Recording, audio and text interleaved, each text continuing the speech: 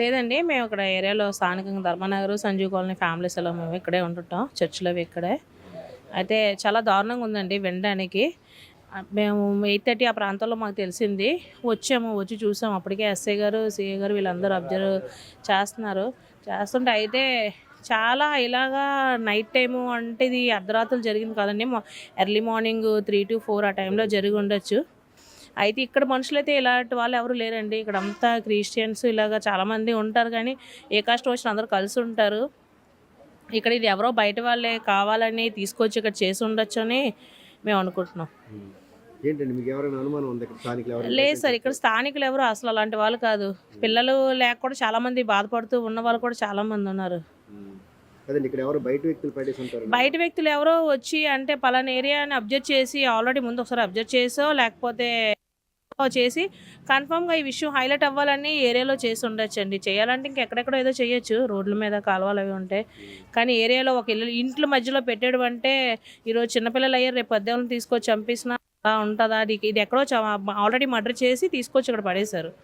ఎందుకంటే అక్కడ బ్లీడింగ్ ఏం లేవు సార్, ఓన్లీ కాలువలోనే అది డ్రైనేజ్ అలా ఇసిరీస్ ఉన్నది. అది వర్షం వస్తే చాలా ఫ్లో అవుద్ది వాటర్, నార్మల్గా వెళ్తున్న వాటర్లో పడేశారు.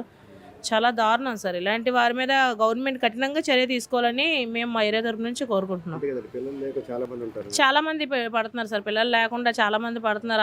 అలాంటి వాళ్ళకి ఇచ్చేసినా పర్వాలేదు, కానీ అది కావాలని మర్డరే సార్. ఇది ఎవరో బాగా అంటే ప్రాణం ఉన్న బేబీని అలా చేశారు. ప్రాణం లేని బేబీని అయితే 10 మంది తెలిసినట్టు చనిపోయారు, ప్రెగ్నెంట్ ఉంది కదా అని అందును కావాలని మర్డర్ చేశారని మేము అనుకుంటున్నాం. అక్రమంగా చేసినా కూడా అలాగా కనీసినా కూడా ఎవరో ఒకరికి ఇచ్చేస్తారు కదా సార్. ఎవరో ఈ రోజుల్లో పిల్లలు లేని వాళ్ళు చాలా మంది ఉన్నారు, ఎవరికో ఇచ్చేసుకోవచ్చు, ఎక్కడ వదిలేవచ్చు రోడ్డు మీద. ఇక చర్చిలు ఎన్నోటి ఉన్నాయి, ఇక్కడ ఎక్కడ వదిలేసినా కూడా ఎవరో ఒకరు పెంచుకుంటారు కదా. అలా పీసెస్గా చేశారు అంటే ఇది ఏమైనా క్షుద్ర పూజల ప్రభావం ఏమైనా ఉందా? హెడ్ ఇంతవరకు కూడా దొరకలేదు, మొత్తం అన్ని పార్ట్స్ దొరికాయి. దాని మీద కూడా మాకు హెడ్ దొరికితే తెలుస్తుంది. అంటే బేబీ ఒకవేళ హెడ్ దొరికినా కూడా బేబీ ఫేస్ ఐడెంటిఫై చేయలేం కదా సార్. ఎవరు అనేసి పెద్దవాళ్ళు అయితే ఐడెంటిఫై చేయగలం, బేబీ చేయలేము. కానీ అలాగని ఎందుకు హెడ్ ఎందుకు మిస్ చేసినట్టు అనే డౌట్తో ఉన్నాం చాలామంది. అవి ఏమీ మాకు తెలియదు సార్. ఎవరి మీద మనం తెలియకుండా నిందలు వేయకూడదు కదా సార్. చాలామంది ఎక్కడెక్కడో ఉంటుంటారు, రెంట్లకు ఉంటారు, తెలియకుండా ఎవరి మీద చెప్పకూడదు. ఏదైనా పోలీస్ శాఖ వాళ్ళు ఉన్నారు కాబట్టి గవర్నమెంట్ వారు అందరూ దీని మీద స్పందించి కఠినంగా చర్య తీసుకుంటారు అనుకుంటున్నాం.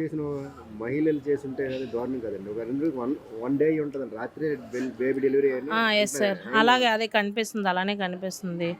అది అంటే సార్ ఇప్పుడు పిల్లలు తల్లులు ఇప్పుడు అందరూ కలిసి ఉండాలి అన్న కాన్సెప్ట్ లేదు కదా సార్. ఎవరికి వాళ్ళు విడిపోయి ఉంటున్నారు, పిల్లలు పేరెంట్స్ మాటలు వినరు, ఎవరు కూడా ఫ్యామిలీలో కూడా కలిసి ఉండట్లే కదా సార్. ఎవరు ఇష్టం వచ్చినట్టు వాళ్ళు బ్రతుకుతున్నాం. ఈ టైంలోని ఇప్పుడు వాళ్ళ అమ్మకి తెలుసా, వాళ్ళ అత్తగారికి తెలుసా, లేకపోతే పెళ్ళి అయిందా పెళ్ళి అవ్వలేదా అని ఏది చెప్పలేం కదా సార్. అవతల వాళ్ళు ఎవరు తెలిస్తే వాళ్ళ కోసం మనం అప్పుడు పోలీస్ శాఖ వారు ఏంటంటే గట్టిగా ఆరా తీస్తారు.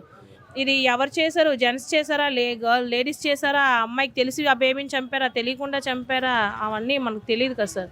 వాళ్ళకి ఇష్టం లేకపోతే అదంటున్నా, ఇష్టం లేకపోతే వాళ్ళు ఎవరికో ఇచ్చేయడము. అనాథాశ్రమాలు ఉన్నాయి, బోల్డ్ అండ్ అడాప్టర్ సెంటర్స్ ఉన్నాయి, చాలా ఉన్నాయి. ఎక్కడో వదిలేసినా కూడా ఎవరొకరు పెంచుకుంటారు తీసుకొని. కానీ ఇది చంపారు కదా సార్, మర్డర్ చేశారు. అది దాని మీద ఎవరు ఏం చేశారని మనకి తెలియకుండా మాట్లాడకూడదు. కానీ ఇలా చేయడం మాత్రం చాలా వరకు తప్పు, అది అసలు కరెక్ట్ కాదు. అది కూడా పుట్టిన బేబీని చంపేశారు.